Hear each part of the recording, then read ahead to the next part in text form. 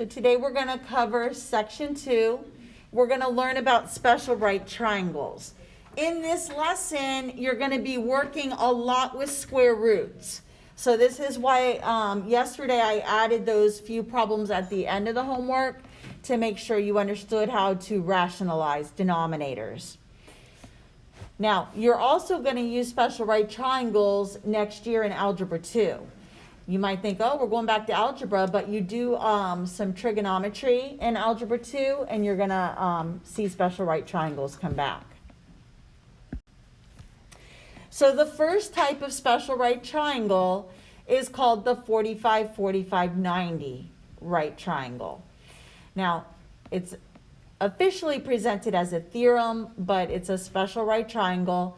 And what this one states is that the hypotenuse is going to be the square root 2 times as long as each leg. Notice here I've got two congruent sides, making this an isosceles right triangle because it's got a right angle. These two sides, or these two legs, are congruent in the 45-45-90 triangle. When you have two angles that are the same, then the two sides across from them are also going to be congruent. When you're given a triangle like this, all you need to be given is one side, and you can go back and find any of the missing sides. So let me go ahead and instead of presenting this to you with letters, let me add some numbers to the triangle. So let's say here, I told you you have a right triangle, and I'm going to show that these two sides are congruent. And again, this is A, and the hypotenuse will be whatever A is with square root 2 behind it.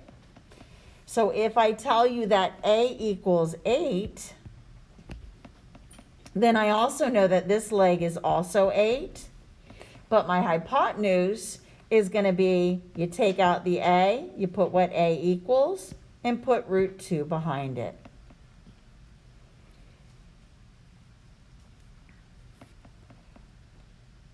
Pretty good on this example. We're going to try another one on the next slide. Same type of special right triangle. The next one wants us to find the length of the leg. Notice this time they're giving me the length of the hypotenuse. So if it helps you to label the sides first with those A's, do that first. So remember, in the pattern that you're going to memorize, each of these legs are A, and then the hypotenuse is going to be whatever A is with square root 2. That's what 6 equals. So in order to find A, I'm going to take the 6, which is equal to A square root 2, and I'm going to solve this equation for A. I'm going to divide both sides by the square root of 2. And A is equal to 6 over the square root of 2. You can never ever leave a square root in the bottom of a fraction, so I need to rationalize this fraction.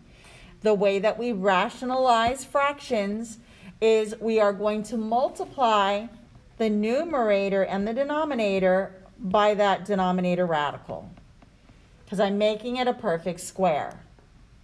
So 6 square root 2, that's what I get when I multiply the top. And then the denominator, whenever you multiply a radical by itself, it just disappears, the radical. I can simplify this fraction. I can simplify the 6 and the 2, and the 6 will become a 3. So final answer here for A is 3 square root 2. So each of these legs, x is equal to 3 square root of 2. None, yes. So let's say they gave you 3 square roots of 2, how would you work that to 6? Okay. Let's try that. So let's say instead, the triangle, let's say instead here they gave us that this side is 3 square root 2. And this one's 3 square root 2. And we want to find the hypotenuse, which is a square root 2. So what I'm going to do, remember this is what a equals. So I'm going to take a and I'm going to put it in front of that square root 2. And you have one like this in the homework. So I'm going to take 3 square root 2, which is what a equals. I'm going to put it in front. So 3 square root 2, and then I still have the square root 2 that's there. And now I have to multiply the two numbers that are under the root. And this gives me 3 square root 4. Or again, you don't really even need to multiply it, because remember, whenever you multiply a radical by itself, it just comes out, and this is 6. And that's how you would get it to 6. And you're going to have to do this in the homework. I think it's number 4.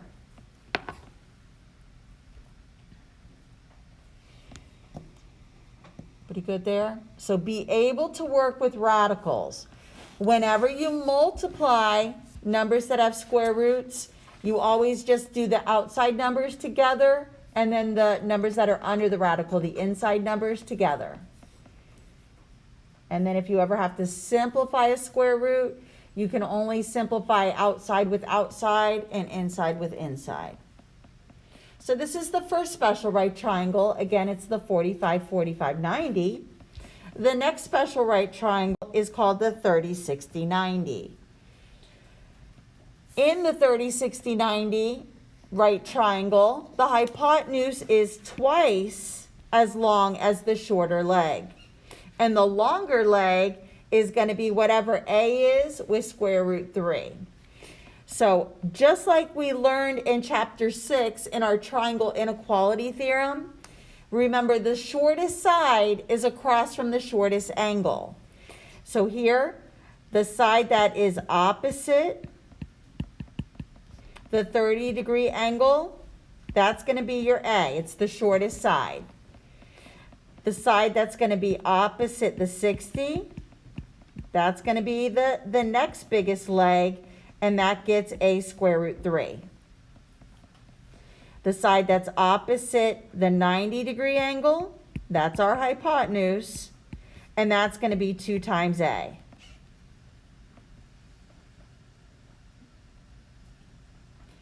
So you need to memorize the relationships of these sides. So let's add some numbers to maybe help you see it a little bit clearly. So let's say we say a equals 7. To find the hypotenuse, I just double it. So 2 times a, which is 7, and my hypotenuse is going to equal 14. The side across from the 60, I take whatever a was and put square root 3 behind it. So when they give you a, it's easy. You're just doubling it for the hypotenuse and just putting root 3 behind it. Now, one other thing. Now, you guys are fortunate because your tests have been open notes. Whereas in the past and in the future, hopefully, coming up in next year, everybody will probably be back in school and the tests will no longer be open notes, and you'll have to memorize this because you will use this in Algebra 2. So one way that I keep the two triangles straight, I know that the 4590, the way that I remember it, and again, you can come up with whatever tricks you want. For me, I can see that I've got 2 angles that are the same. So that's the one that gets the square root 2 for the hypotenuse. The one that has 3 different angles, this is the one that gets the square root 3. So if it helps you remember it that way, which one gets root 2, which one gets root 3, the one with 2 of the same angles gets the square root 2, and the one with 3 different angles gets the square root 3. Whatever's going to help you to memorize these, because these will appear on standardized test. These don't go away. We will also be using these special right triangles later on in other chapters. Let's try an example of a 30, 60, 90 right triangle and finding another missing side, or finding the other missing sides given one of them. Yes? So if you wanted to use this in a proof, would you first have to prove it's a 30, 60, 90 triangle? You would have to establish it first, yes. Pretty good? All right, let's try the next slide. Now, in order to decide what type of triangle this is, you need to figure out what are the angles. If it's a 30, 60, 90, you need to be given at least 2 of them, and then you could use their triangle sum theorem to find the missing one by adding 90 plus 60 and subtracting from 180. So I can already see that this is a 30, 60, 90. The missing angle up here that's not labeled is 30 degrees. Remember the relationship of the sides. The side across from 30 is A. The side across from 90 is going to be 2A. And the side across from 60 is going to be A square root 3. Now notice this time the triangle's flipped and it looks like it's maybe laying on its side. So the triangles are not going to always have the 30 maybe at the tippy top or at the bottom. They're going to be moved around. So this is why it's important that you memorize that the side across from 30 is A, the side across from 60 is A square root 3, and then lastly, the one across from 90 is the 2A. So here they're starting out by telling us that A equals 5. So to figure out the hypotenuse, I just times that A by 2. So 2 times 5, and Y equals 10. For X, all I need to do is take what A is and put it in front of the square root of 3. Now let's try a different one and let's work from a different side. Let's say, still a 30, 60, 90. Let me draw another one here. And let's say this time I give you the length of the hypotenuse. Let's say I tell you the hypotenuse is 18. Remember the hypotenuse is going to be equal to 2A. The side across from 30 is A, and 60 is A square root 3. So to figure out what A is, I need to divide that 18 by 2. And A equals 9. So I put 9 over here. And for the other side, I put 9 square root 3. So be able to find any missing side just by memorizing the relationship of the sides. Let's try 2 applications using a quadrilateral and using also an equilateral triangle. Pretty good on example 2? Yes. So for the one across from the 60, the one that's A square root of 3, you just put the number for A and that's it. You're done. And put, yep. No simplifying that you can do there ever? No. Unless it's a fraction or something. Maybe let's say, probably not even, unless it has a radical or something, you might have to. So like, let's say, all right, let's change it up. Let's say A equals 2 square root 3. So this will be 30, 60, 90. So remember this is 2A, this is A square root 3. So if A already has a square root 3 in it, then you would have to do a little simplification. You would do 2 square root 3 and then put the other square root 3 that's part of what you memorize. These 2 3's become 9, square root of 9 is 3. So 2 times 3, and now this side is actually equal to 6. Over here, doubling 2 square root 3, I just multiply outside numbers. So this would become 4 square root 3. So that might be the scenario where you might have to simplify or do a little bit of calculations to get the other sides. let's take a look at what we can do with a square. So here, they didn't give us a picture, but they're telling us that the diagonal of a square has a length of 6. They want us to find the perimeter of the square. So whenever a picture is not given to me, I always like to try to sketch one out. It doesn't have to be perfect, but let's go ahead and draw a square. I'm going to also add in my diagonal, and I can label it with the length of 6.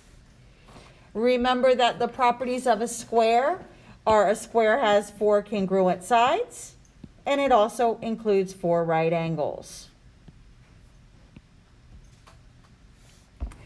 By drawing in this diagonal, I have now created 2 right triangles. I have this green one here, and then I've got the yellow one over here. I don't need to work with both. I'm just going to work with one of them because I'm trying to find the missing side length. So if I take the green one, notice the congruency marks on the side, indicating that this is going to be a 45-45 right triangle. And they gave me the length of the hypotenuse. Remember the relationship of the sides of a 45-45.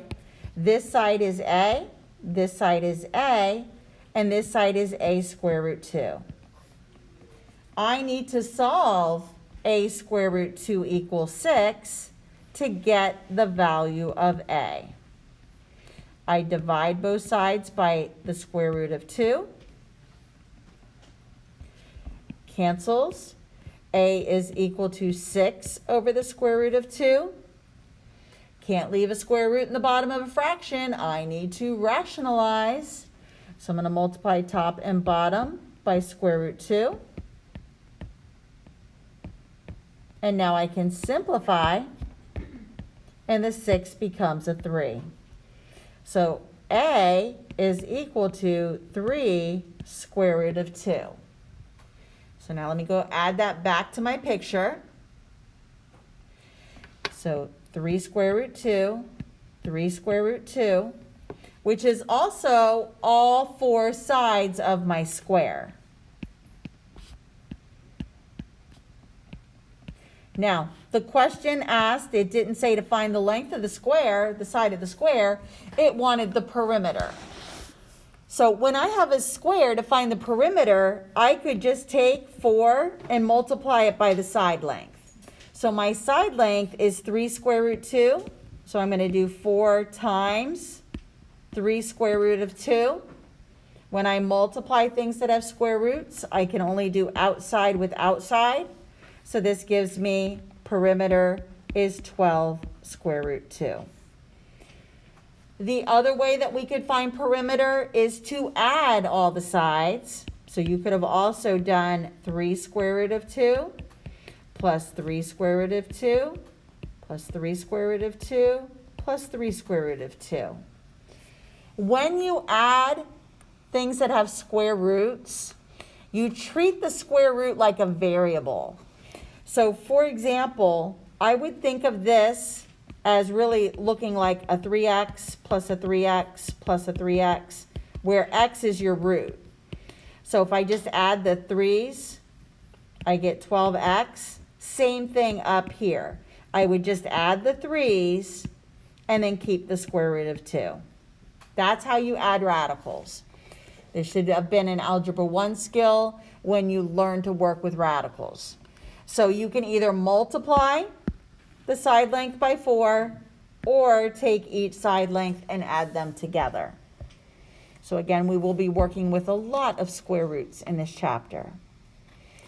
So pretty much if you see a word problem and you see that they're talking about a square and drawing in a diagonal, think about turning it into a special right triangle of 45, 45, 90. Let's try one more application of a 30, 60, 90 triangle. Says we have an equilateral triangle. So let me go ahead and draw one since they didn't give me a picture. Here's my equilateral triangle. I know all sides are equal. It also told me I have altitude with a length of 5. If you recall from the notes, whenever you have an equilateral or an isosceles triangle, this altitude is also a perpendicular bisector, and it's also a median. So if we already know that this side is also equal, so this one's also equal, this is also split this side into 2 congruent parts. So here, I know in an equilateral triangle, each of the angles are 60 degrees. Because you take 180 and you divide it by 3 and you get 60. So if you've already got a right angle here and a 60, I know this one up here that's just been bisected is 30. So again, I'm going to just take out one side of it and deal with just that. I'm just going to take out the green side. I know that this is a 5. So now I'm going to fill in the relationship of my sides. Across from the 30 is A. Across from 60 is A root 3. And across from the 90 is 2 times A. In order to find A, I need to solve this equation. A square root 3 equals 5. I'm going to divide both sides by the square root of 3. A is equal to 5 over the square root of 3. Can't leave that square root in the bottom. I need to rationalize. Multiply top and bottom by square root 3. So my A value is 5 square root 3. Let me put that up here. Over 3. To find the hypotenuse, which is actually the side of my equilateral triangle, I'm going to multiply that by 2. So I'm going to take it up here and do 2 times 5 square root 3 over 3, which gives me 10 square root 3 over 3. That's the length of the hypotenuse, which is also the outside side of my equilateral triangle. So this side is 5 square root 3 over 3. So is this one down here. And so is this one here. Now it asks me to find the perimeter. So I can again either take that one side length and times it by 3. Wouldn't it be 10? Thank you. I wrote it there. Good catch, guys. All right. These are all 10 square root 3. That's what I had over here. Thank you. So 10 square root 3 for all the sides over 3. Erase this as well.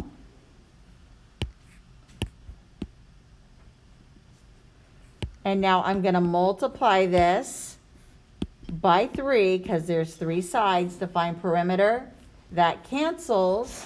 So the perimeter of my equilateral triangle is 10 square root 3. I could also go back and add them. It's a lot easier just to times it by 3. Because if I were to go back and add 10 square root 3 over 3 plus 10 square root 3 over 3 plus 10 square root 3 over 3. Remember when you add fractions, you have to find a common denominator. It already has it. It's a 3. And then here I'm just going to add the 10s and keep the root 3. And then now I would simplify. And you would get the same answer. 10 square root 3 is the perimeter.